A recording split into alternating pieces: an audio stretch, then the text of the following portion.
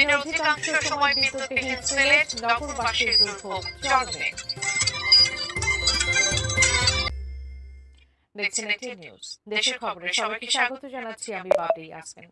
এতক্ষণ নাসির ফ্লোর ক্লাসের সৌজন্যে শিরোনামগুলো শুনছিলেন। বিস্তারিত। সিলেটে বিদ্যুৎ সরবরাহকারী একটি পাওয়ার স্টেশন বন্ধ থাকার ফলে বিদ্যুৎ বিভ্রাট চরম আকার ধারণ করেছে নগর জুড়ে। দিনে প্রায় 6 থেকে 7 ঘন্টা বিদ্যুৎবিহীন থাকতে হচ্ছে নগরবাসীকে। এতে চরম ভোগান্তিতে পড়েছেন তারা। এ বিষয়ে বিস্তারিত জানাতে সরাসরি যুক্ত হচ্ছেন প্রতিনিধি কামরুল ইসলাম মাহি।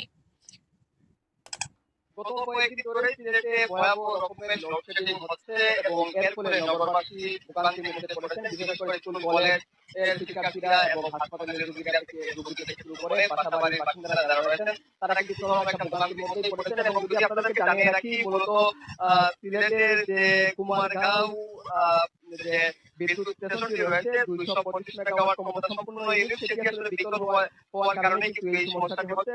এবং জানা গেছে যে ট্রান্সফরমার পুড়ে যাওয়ার কারণে কিন্তু এই বিদ্যুৎ কেন্দ্রটি আসলে বন্ধ রয়েছে। এবং যেহেতু যন্ত্রাংশ যেগুলো রয়েছে সেগুলো বিদেশ থেকে আনা হবে, তাই কবে নাগাদ আসলে এটি সঠিকভাবে সচল হবে সেটি আসলে এখনো পর্যন্ত নিশ্চিত করে এখানকার সংশ্লিষ্ট কর্মকর্তা যারা রয়েছেন তারা বলতে পারছেন না। এবং আমরা যে সিলেটের যে এখানকার যে বিভাগীয় প্রধান প্রকৌশলী আব্দুল কাদের তার সঙ্গে কথা বলেছিলাম, তিনি বলছেন যে সিলেট বিভাগে আসলে চাহিদা প্রায় 700 মেগাওয়াট বিদ্যুৎ হলেও কিন্তু বর্তমানে সরবরাহ করা হচ্ছে 500 মেগাওয়াট। এবং গত কয়েকদিন ধরে এই লোডশেডিং এর তীব্রতা আসলে নগর জুড়েই দেখা যাচ্ছে। এবং এর ফলে অফিস আদালত কিংবা ব্যবসা বাণিজ্য যারা রয়েছেন বা ইন্টারনেট ব্যবসা বাদানকারী প্রতিষ্ঠানগুলো সব প্রতিষ্ঠানেই একটা স্থবিরতা নেমে আসছে। এবং অনেক জায়গায় 6 থেকে 7 ঘন্টাও আসলে বিদ্যুৎ থাকছে না। এতে কিন্তু ব্যবসা বাণিজ্যে ব্যাপক বিঘ্ন সৃষ্টি হচ্ছে। এবং লো ভোল্টেজের কারণে কিন্তু অনেক এলাকায় বিদ্যুৎ বৈদ্যুতিক যন্ত্রপাতি যেগুলো রয়েছে সেগুলো আসলে নষ্ট হচ্ছে।